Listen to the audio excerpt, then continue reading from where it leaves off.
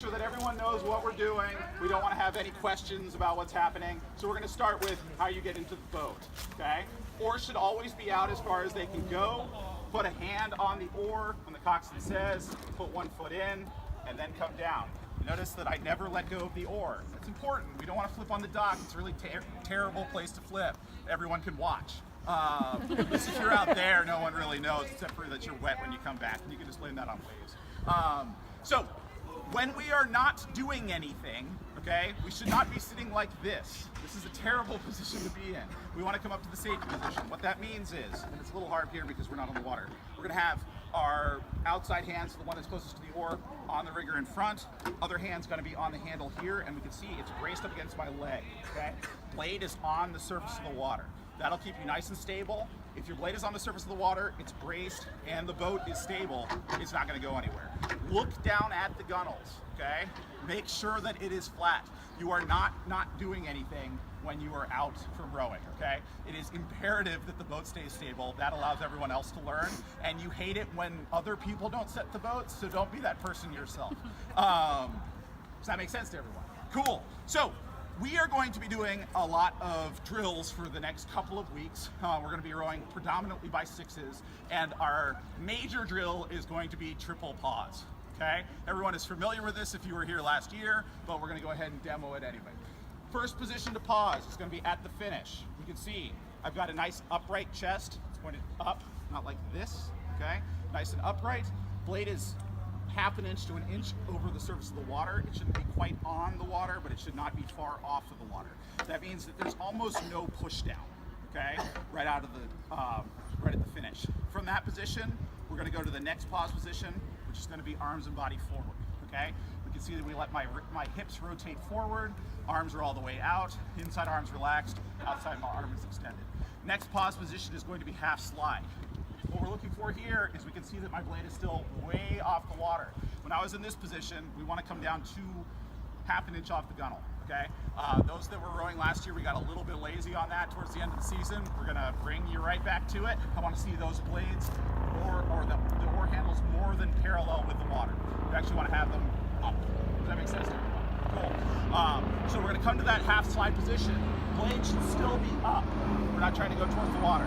At that point, we're going to go up to our catch, and the blade falls down, okay? And then take the stroke. So that's triple pause. We've got 1 pause here, 1 pause here, 1 pause here, go up, take the stroke. Okay? So that's going to be our predominant drill that we're doing today. We're going to start off the practice that way, then we're going to let you row a little bit because I know you're amped and want to do that, and then we're going to come back to it so that you can actually do it properly. We'll give you a little taste of rowing in between as we do the drills. I think that's the only drill that we need to talk about right now. Do we have questions about the stroke? It's all feathered? Huh? Everything will be feathered. We will not row on the square except for 1 drill.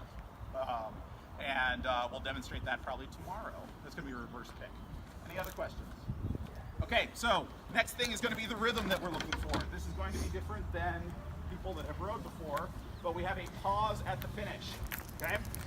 So, when you're taking your normal stroke, we're gonna be at a nice strong finish position, chest up, tight core, particularly in the back. Don't worry about crunching, worry about extending, okay? Then, we're gonna come over to that position, come on up, take the stroke, okay? So we can see this rhythm, right? Okay, so that is a different rhythm than what they used to coach. It'll be interesting for people that know the old style, but you get used to it and it's fun. So, a couple of things to think about with this. First of all, why? We're doing this to feel the run of the boat at the finish, amongst other reasons, okay? So, be quiet with your body, hold it tight, make sure you're not flopping all over the place, let the boat run, feel what that feels like.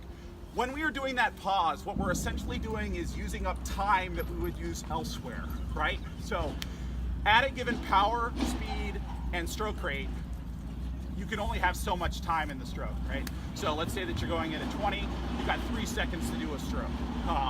Probably about 1 second of that's in the water, another 2 seconds of that are out of the water. So how do you use that time when you're out of the water? We're gonna use most of it with a pause at the finish, okay? The rest of it is going to be used in coming up, putting the blade in, and then finally going. Now, how do we decide how much of each one of those to go with? It's going to be based around boat speed and then stroke rate. So as the boat goes faster, you're going to be able to go faster. The pause is going to be longer, and that's how it's going to kind of work. So what we're looking for is going with the boat speed on the recovery. Okay? Quick edit. You meant shorter. Shorter. Did I say Pause shorter? gets shorter as the stroke rate goes up. No, as the boat speed goes up, the pause goes longer. This is an important distinction. Then explain. So, when the boat speed goes up, you're through the water faster, right? Because the oar is going relative to the boat faster. That means there's more time on the recovery, but you actually have more boat speed to let you go up the recovery faster.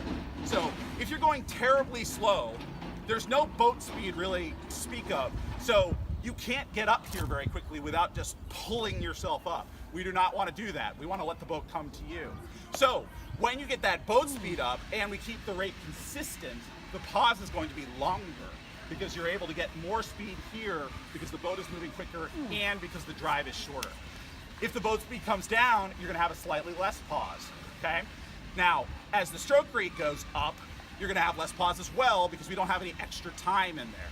Essentially what's happening here is if we go with boat speed all the time, you're going to be rowing continuously at a 28, which is not really where we want to be. So we have to be able to bring the rate down from a 28. That's going to be about where you are if you're just letting the boat run out under you and you're just taking strokes without any sort of slowing down or pause. The old style, we used to slow down by going up the slide very slowly, stressing the hamstrings, just holding yourself off the catch. This style, we're pausing at the finish, letting that time elapse, then coming up with boat speed. Okay, so that's a difficult concept. We're going to be working on that for the rest of the time.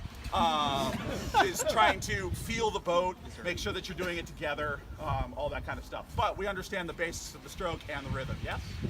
Questions? Cool. So Coach Steve has made something like lineups wherever he went. Oh, looks like they're doing lifts or something like that. Let's go ahead and put the erg away, put the dock box away. We'll get people out of here, and we're going to go row.